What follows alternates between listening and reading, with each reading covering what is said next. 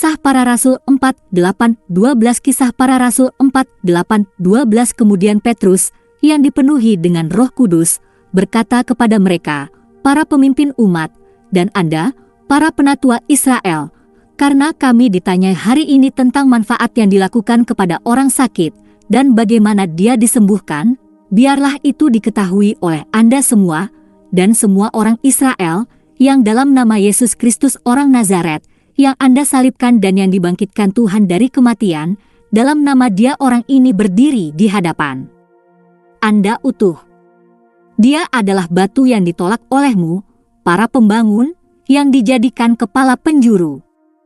Dan tidak ada keselamatan di dalam siapapun, karena tidak ada nama lain di bawah langit yang diberikan di antara manusia yang olehnya kita dapat diselamatkan.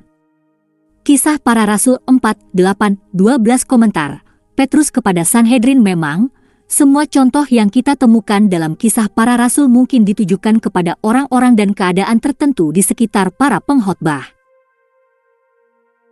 Tapi ada prinsip umum yang bisa kita pelajari dan pengamatan umum yang bisa kita lakukan.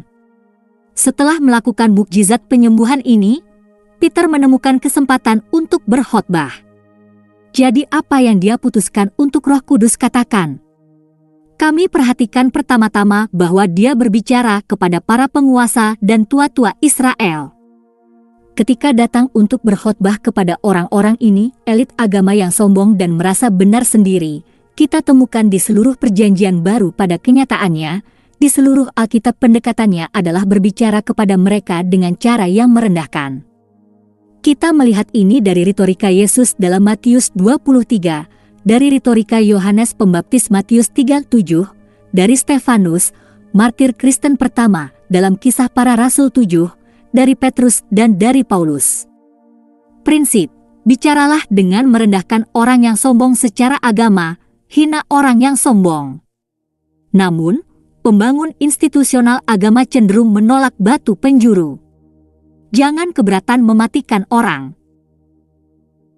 Jika disajikan dengan benar, Injil dirancang untuk menyisihkan orang yang sombong. Tentu mereka yang berfilsafat utilitarian akan menjawab itu tidak akan berhasil. Tapi bukan itu intinya. Alkitab menunjukkan bahwa beginilah seharusnya orang-orang ini didekati. Jika mereka tidak menyukainya, maka mereka benar-benar bisa masuk neraka. Anda lihat ini memunculkan masalah yang sangat penting tentang penyajian Injil. Dalam memberitakan Injil, apakah tujuan utama kita adalah mempertobatkan orang? Tidak, tidak. Kita tidak boleh terobsesi tentang bagaimana kita harus mengubah Injil agar lebih mudah diterima oleh pendengar kita.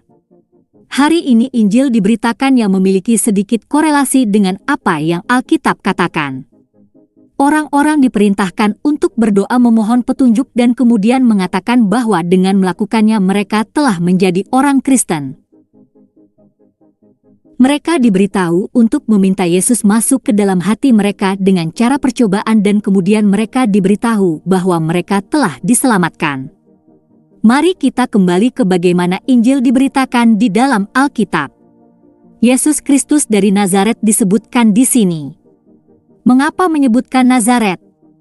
Karena itu menunjuk pada asal-usul Yesus yang rendah hati, salah satu fakta yang dianggap hina oleh elit agama. Bahkan murid Yesus sendiri berkata, Nazaret, bisakah sesuatu yang baik datang dari sana? Yohanes pukul 1:46. Petrus jelas tidak berusaha untuk menyenangkan mereka. Bahkan sepertinya dia tidak peduli untuk mematikannya ketika dia mengatakan siapa yang Anda salibkan. Perhatikan bagaimana saya menyebutkan bahwa dia berbicara tentang kebangkitan Kristus yang harus kita semua sertakan dalam presentasi kita tentang Injil. Tetapi sekali lagi dengan komentar yang menghina, kali ini mengutip kitab suci melawan mereka, batu yang kamu tukang bangunan, yang telah menjadi batu penjuru. Dari Mazmur 118:22, inilah jenis pesan yang kami berikan kepada para pembangun lembaga agama, ya, terkadang bahkan kepada para pembangun lembaga agama Kristen. Untuk lebih jauh memisahkan mereka, Petrus menonjolkan keunikan Injil Kristus. Dan saat ini konsep itu sebagian besar tidak benar secara politis. Tetapi kenyataannya adalah, keselamatan tidak ditemukan pada yang lain, karena tidak ada nama lain di kolong langit yang diberikan di antara manusia yang olehnya kita harus diselamatkan. Keselamatan tidak dapat ditemukan dalam Yudaisme antikristus, atau dalam versi palsu Kristus yang tidak alkitabiah dalam Islam, atau, tentu saja, dalam agama Buddha, Hindu, dan sejenisnya yang sepenuhnya tanpa Kristus, bahkan tidak menyebutkan humanisme ateistik, semuanya menuju neraka. Keselamatan adalah unik bagi kekristenan Alkitabiah. Dan jelas bahwa dalam ayat ini juga kita menemukan bahwa keselamatan diperlukan secara universal. Setiap orang perlu diselamatkan. Prinsip, kebutuhan akan keselamatan bersifat universal. Tetapi keselamatan adalah unik bagi kekristenan yang Alkitabiah. Hanya dengan percaya kepada Kristus yang Alkitabiah, Yesus dari Nazaret, orang dapat diselamatkan.